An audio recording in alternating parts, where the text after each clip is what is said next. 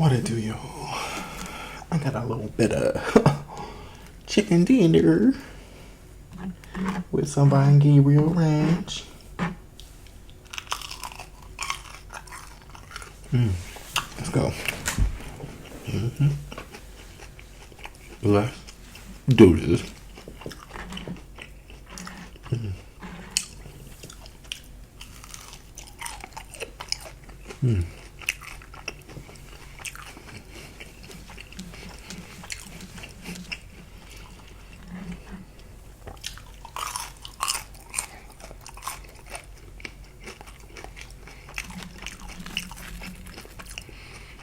Potato wedges from Publix.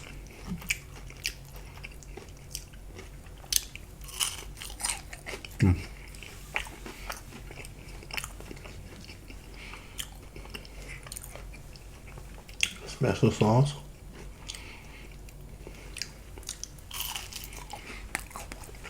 So when you make this sauce, it's not ketchup and mayonnaise. That's special sauce too, but that's regular old special sauce. We off that now. I was on that for about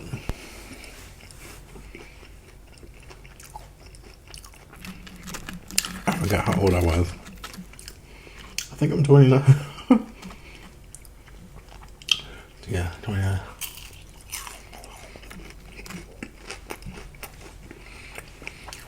I don't like paying attention to age. It ages you. Literally. Right. For 28 years, special sauce was ketchup and mayonnaise. Special sauce now, get you some mayonnaise.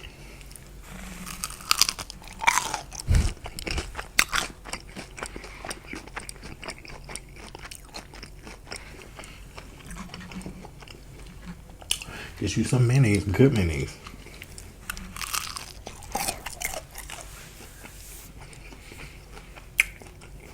Put however much mayonnaise you put about a third of barbecue sauce in there. Not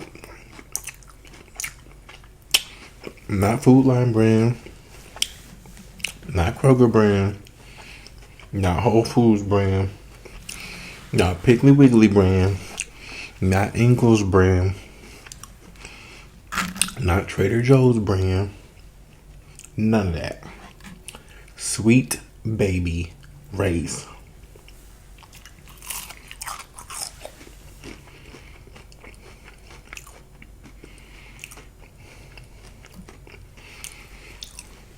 However much mayonnaise you want, a third of the amount of mayonnaise you put, you want to put a third barbecue sauce. Sweet Baby Ray's particularly the regular kind, because you don't want it to be sweet, too sweet. You want it to just be savory and ooh. And you want to put, for the third of barbecue sauce that you put, well, first of all, you want to mix those two up first. You want to get that nice light skinned boy complexion.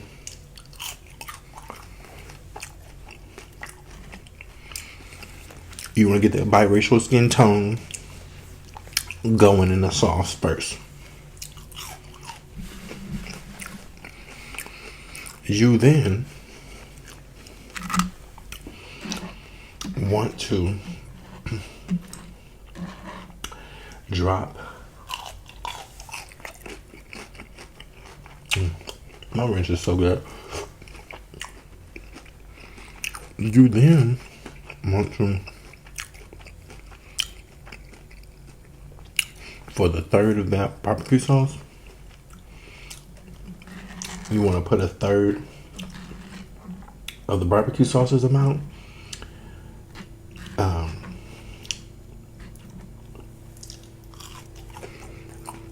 gonna put mustard, regular mustard.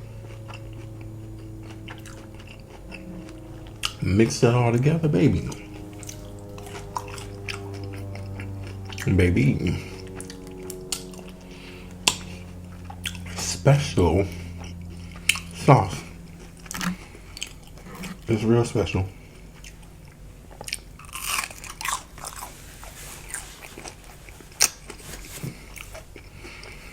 It tastes like Chick-fil-A sauce. Honestly, it's probably what they did.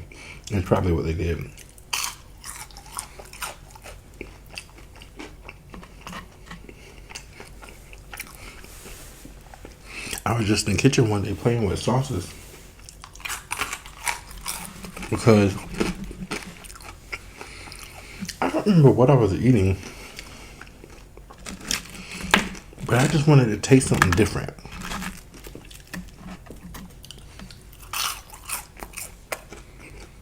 So, yeah.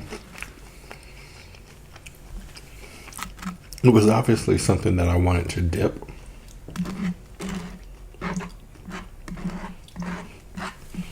And it was an instant hit.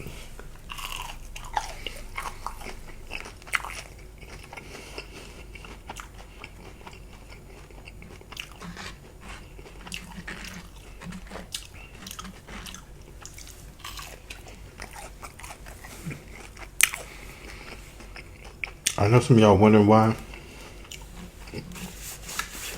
there's no Thanksgiving video.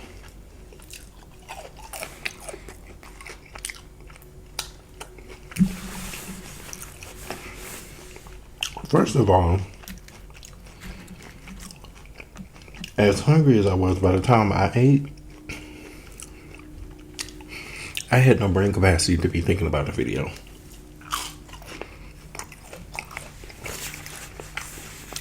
Y'all know how we do. Ain't no eating before the Thanksgiving meal. It was all at 5 p.m. before we ate anything. Everybody weak and about to pass out and shit.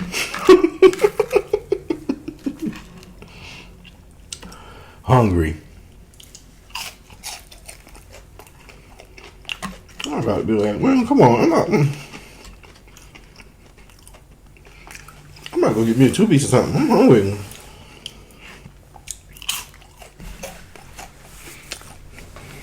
But, and on top of that, your timeline about to be full of Thanksgiving food for the next two weeks. I will not be contributing to that. We get it, girl. Your grandma made turkey. Your mama made the stuffing. Auntie made the potato salad. Cousin made the macaroni and cheese. Girl, we get it. It's the same everywhere.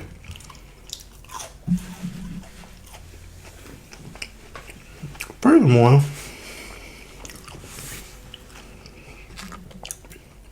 I don't really celebrate Thanksgiving anyway. I'll eat food, but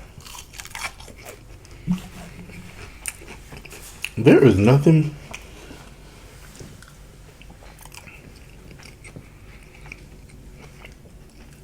anybody was giving thanks for on the original Thanksgiving Day other than pilgrims and colonizers being happy that they stole somebody's stuff and slaughtered people. That ain't hot.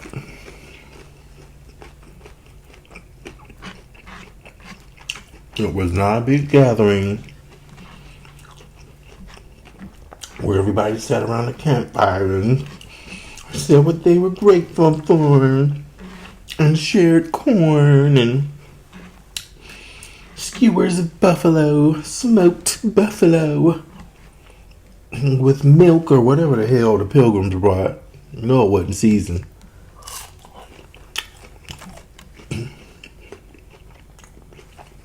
That is not how it went. It was a whole lot of slaughtering, yelling, crying, hurting. It was a sad occasion. I don't celebrate that.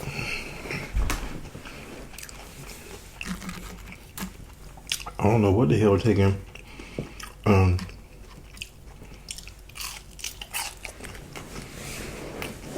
taking them so long to change the name anyway.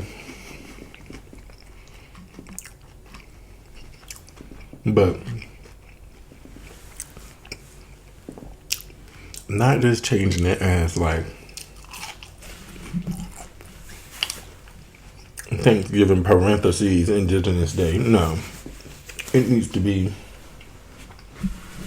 the name of the day. It needs to be officially Indigenous Peoples Day or Native Day.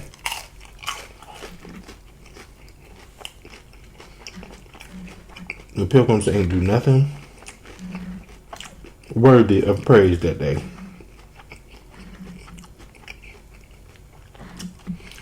And having a land now, and having the privilege now from that kind of evil mess is not something to be proud of. That's my problem with the American education system.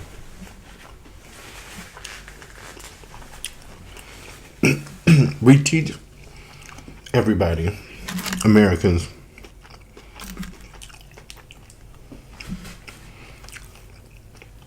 that the most evil white people in the world are the ones that we should glorify, when all throughout history there's been good white people that stood up for the right thing, did the right thing, was on the right side of history, that believed in human life and valued it, respected it, and didn't want to take it from people. But in the history books, literally, the only ones we're taught about are the crazy sociopaths. The ones that go around slaughtering people and like disenfranchising people and ruining people's land and usurping people's governments, and like, that ain't nothing to be proud of. But that's why it's so difficult to have racial conversations with particularly white people, because they've been conditioned into that type of history, and just like the rest of us Americans don't know. I know now because I've done extensive research on history. But white people, black people, Indian people, Korean people, Americans, all of us alike tend not to know about those good white people in history. So when you start talking to white people about these parts of history that were detrimental to other people, it feels like an attack to them, an attack to who they are and what their ancestors accomplished, when in fact it should be something to be ashamed of. It really should, in my opinion. Murder is not something you should get rewarded for. Colonizing people and stealing people's stuff is not something you should be sitting home painting your nails like, oh yay. That ain't hot. What you should be proud of are the people that stood on the front line during the civil rights movement with black people. What you should be proud of are the people during the indigenous conquest, where they were stealing people's land, slaughtering children, killing Indian babies. You should be proud of the people that stood in front of that Native woman and said, no, you're not going to do this on my watch. That is barbaric and evil. That's who you should be proud of. You should be proud of the abolitionists that fought to be on the right side of history. You should be proud of the Greeks and Romans that praised people of different cultures versus slaughtering them for no reason. There's a lot of good history to be proud of, but it just so happens that the history that we're told to be proud of is fucking evil. Okay. Now that y'all got y'all history lesson,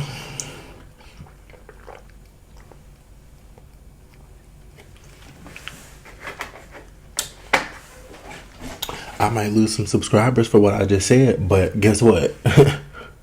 If the truth hurt you that bad, you shouldn't be here anyway.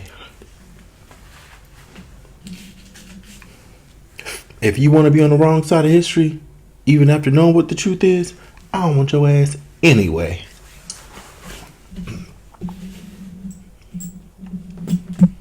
Because you can't be silent because it's comfortable when people dying from your silence. That ain't cute. You can't wait until you're 70 and 80 and 90 years old on your deathbed to start trying to do good stuff and reverse all the, start listening and start trying to be an ally. That's tired. That's real tired. Real tired.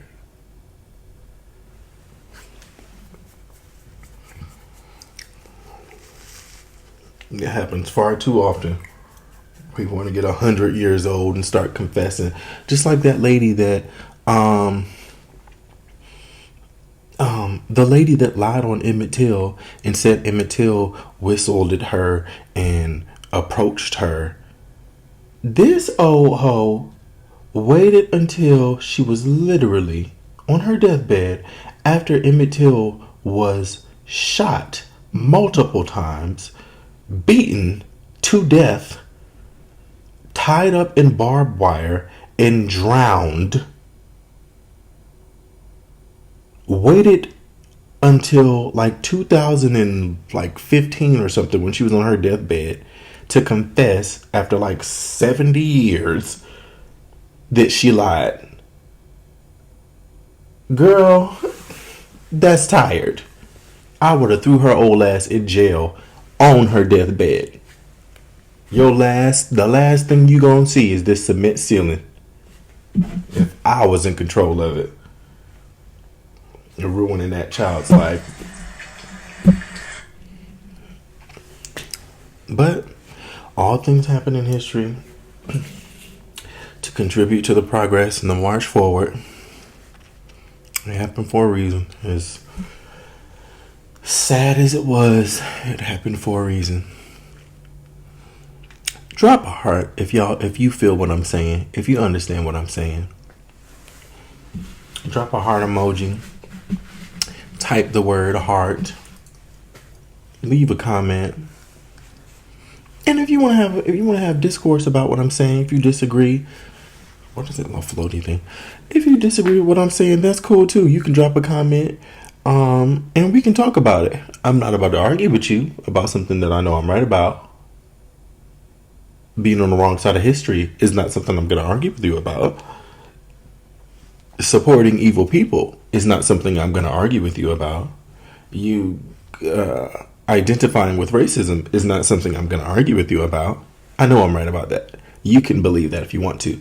But if you want to have a conversation, we most certainly can. I'm open to that. But anyway, I'm hot. This little vest is itchy. It don't look itchy, but it is.